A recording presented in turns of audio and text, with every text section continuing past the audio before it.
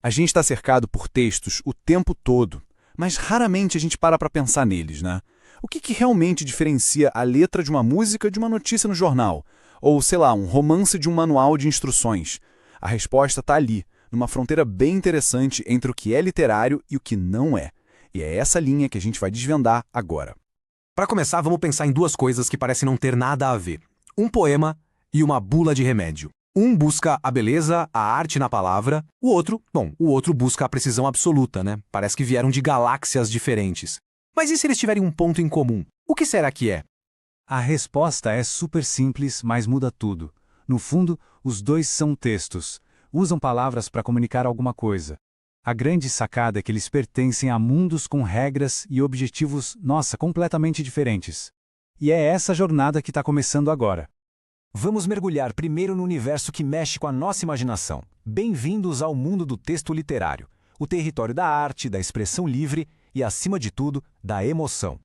O ponto crucial aqui é que o texto literário não tem o compromisso de só informar. A missão dele é outra, é estética, é expressiva. Ele não quer apenas dizer que o dia estava triste, ele quer usar as palavras de um jeito que quem lê sinta a melancolia da chuva na janela, sabe? Ele quer transportar a gente para outra realidade.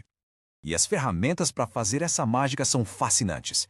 A linguagem é conotativa, ou seja, as palavras ganham múltiplos sentidos. Noite, por exemplo, pode ser muito mais que um período do dia, pode significar tristeza, mistério, solidão. Junta isso com a subjetividade, que é a marca do autor, e uma liberdade criativa imensa para reinventar a realidade. Essa magia toda a gente encontra por aí nos poemas, que conseguem descrever um sentimento gigante em poucas palavras, nos romances, que fazem a gente viver outras vidas, nos contos com aqueles finais surpreendentes e nas peças de teatro que dão vida a esses universos. Todos eles são como portais para essa realidade recriada. Certo. Agora, respira fundo porque a gente vai dar um giro de 180 graus. Vamos entrar no mundo do texto não literário. O reino da informação, dos fatos e da objetividade. A conversa aqui é outra. A missão aqui é totalmente diferente. A função é referencial, porque ele se refere diretamente ao mundo real, aos fatos, e a finalidade é uma só: passar uma informação sem deixar nenhuma dúvida, nenhuma ambiguidade. Aqui não tem muito espaço para interpretação. A eficiência na comunicação é o que manda. E as características, claro, refletem essa missão. A linguagem é denotativa. Lembra do nosso exemplo da noite? Pois é, aqui, noite significa só o período entre o pôr do sol e o amanhecer. É o sentido do dicionário e ponto. O objetivo é ser impessoal e, acima de tudo, fiel aos fatos.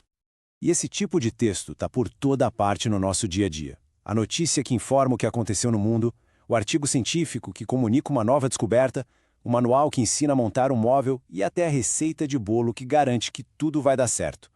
Tudo isso é exemplo de texto não literário.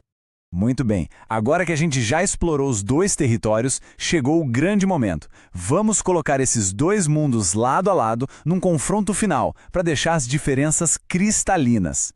O contraste fica bem nítido, né? De um lado, a finalidade é a arte, do outro, a informação. A linguagem literária é figurada, cheia de camadas, a não literária é literal, direta. E enquanto um texto recria a realidade, o outro se esforça para ser fiel a ela. São propósitos que definem mundos inteiros. Mas, olha, tem um ponto fundamental aqui. Essa fronteira nem sempre é um muro de concreto. Às vezes, as características se misturam um pouco.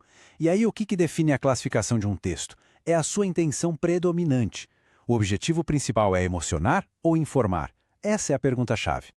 E isso nos leva aos fascinantes textos híbridos. Pensa numa biografia que não só relata os fatos, mas faz isso com uma narrativa tão envolvente que parece um romance. Ou uma grande reportagem que usa uma linguagem tão bem trabalhada que beira a arte. Esses textos mostram que as fronteiras podem e devem ser cruzadas. No fim das contas, essa análise toda nos dá uma nova lente para observar o mundo. O livro na cabeceira, o portal de notícias no celular, a letra daquela música favorita, tudo pode ser visto de um jeito novo.